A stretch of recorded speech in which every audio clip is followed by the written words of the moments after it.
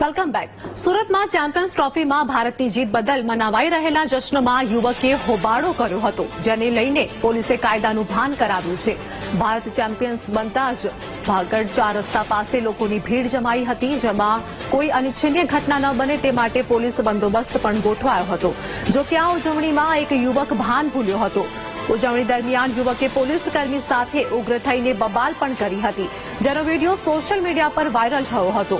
Viral વિડીયોને પગલે મહિધરપુરા પોલીસે કાર્યવાહી કરી હતી. પોલીસે આ યુવકને કાયદાનો પાઠ ભણાવ્યો છે. યુવકે પોલીસ સ્ટેશનમાં માફી પણ માંગી હતી.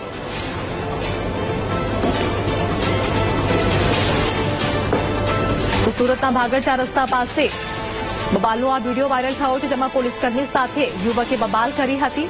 અંતે પોલીસે કાયદાનું ભાન યુવકને કરાવ્યું છે.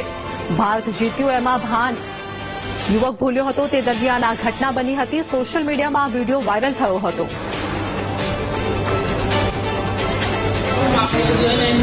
ઇન્ડિયન મેચ હતી તો હું રાતે ભાગળ પહોંચ્યો હતો. હું બહુ જોશમાં આવીને પોલીસવાળા સાથે ગમે તેમ વાત કરી હતી. એ મારા નાટક વધારે થઈ ગયા હતા જોશમાં આવીને. તો હું પોલીસવાળા પાસેથી હું માફી માંગુ છું અને બધાને કહું છું, ભાગળ પર આવવું હોય તો નાટક કરવું નહીં, નાટક કરવું હોય તો ભાગળ આવવું નહીં. હું બધા પોલીસવાળા પાસેથી